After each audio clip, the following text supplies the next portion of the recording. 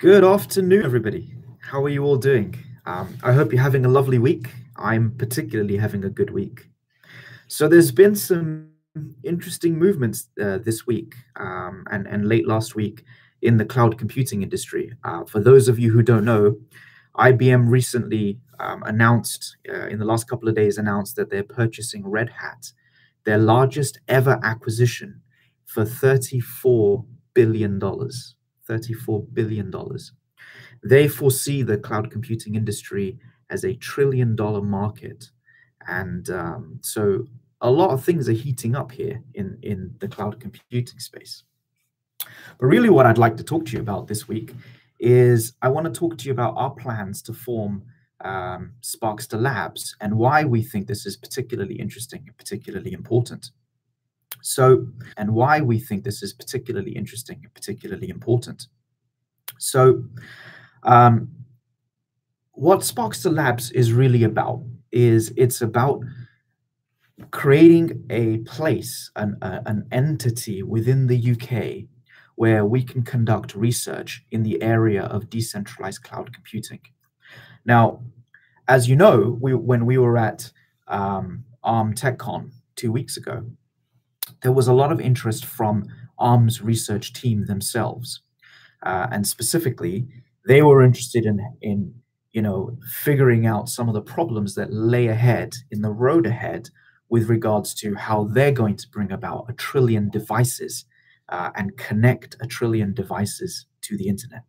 They themselves identified that there is specific, that the centralized cloud doesn't have a future because, they identified the problem that if 1 billion devices, 1 billion phones were to send their pictures to the cloud for processing, it would require 40 million servers to process those numbers of the pictures being generated by 1 billion phones.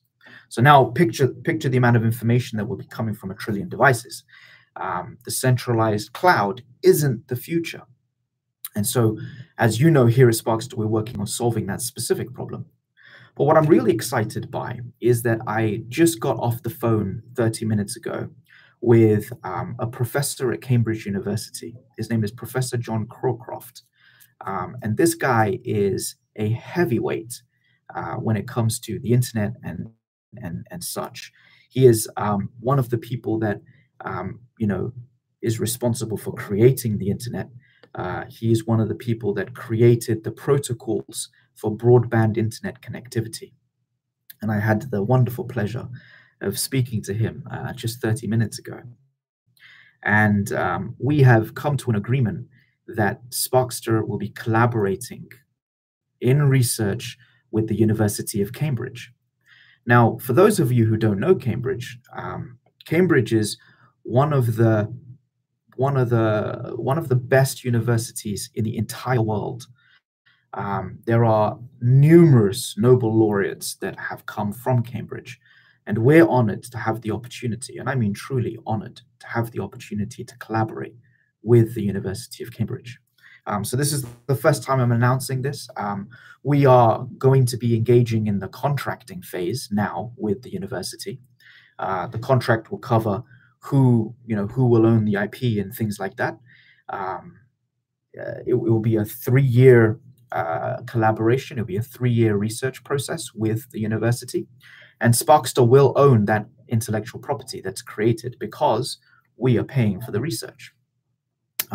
So this is huge, right? Now, why is this huge? Why are we investing our resources in collaborating with the University of Cambridge? Why are we investing in research specifically, and why is this a big deal? The thing about this research is that this research leads to peer reviewable technical white papers, right? Where did this whole white paper thing come from? I mean, it's from the research industry, or the research industry, right? The idea of a white paper. But in its true context, these white papers are circulated amongst academics. And what these academics do is that they peer review them. That means that they independently verify the assertions and the claims that you make. They independently verify the outcomes that you claim to have produced, right? Now, why that's a big deal is because once these white papers and such are peer reviewed by academics, they're trustable. They're trustable by major corporations, and more often than not, they lead to standards being established. And that's the real key, right? If the research that we end up funding creates standards, and those standards become the standard protocols and the standard methodologies for the way in which decentralized cloud computing will become a reality, right? Well, we own the intellectual property around those sorts of things. And some things will open source because we want them to be widely adopted standards, and other things that are built maybe on top of those standards we'll develop as our own intellectual property. So this is a huge deal because it lays the foundations and provides a roadmap for truly realizing the incredible adoption that will likely come from this type of research and this type of engagement. As I mentioned, Professor Crowcroft, he's a juggernaut. This is a big deal. You can look him up. His name is John Crowcroft, Crowcroft.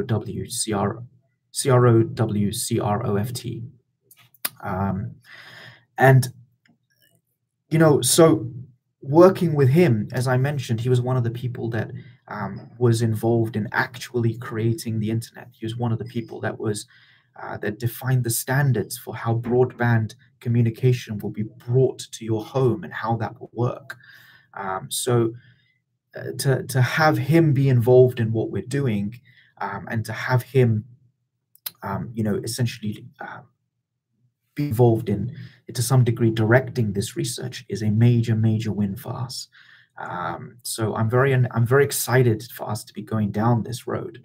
And the other thing that I want you to think about is that, from maybe from your perspective, how this really impacts you, is that if I look at other companies potentially that are in the cloud computing space, there's one that was recently funded by a venture capital company, one of the most famous venture capital companies out of Silicon Valley. And the name of that venture capital company is Andreessen Horowitz, or Anderson Horowitz. And it's my understanding that they funded them $160 million at a value of $2 billion, right? So where we are today is a Sparkster at nominal value is $30 million. 30 million to 2 billion is approximately 70 times more than where we are today, right? If we want to be valued at $2 billion or many billions of dollars, if we want to truly receive the support and interest from the likes of major venture capital companies in Silicon Valley, if that's even the type of interest we want to attract, if it's the type of credibility that we want to attract, then the research is critical, and having peer reviewable claims that are verified, not just by any researchers, not by a bunch of people that we've picked up from somewhere or anywhere, or saying that we've hired a few researchers and they're going to be researching on our behalf, but by working with one of the most prestigious universities in the entire world, right? Will be collaborating with us on this research. I think is monumental. So I think this week we have a major win, and I'm very excited. I'm very excited to be able to bring together, the direction that ARM is going in with their company, with the trillion devices and the development of the fifth wave of computing. And then for us to be able to collaborate both with ARM and the University of Cambridge to conduct research in those areas. So not only are we creating research, but we're also we have a clear commercial path or commercial viability to the research that we're conducting. So I'm very excited. I hope you guys are excited too. And that's kind of the news I wanted to share with you this week, this week's Tech Tuesday. So we have a couple of minutes. If anyone has any questions, I'll be happy to answer them. And if not, I'll see you guys back in the Telegram group. Anything I can answer for anybody.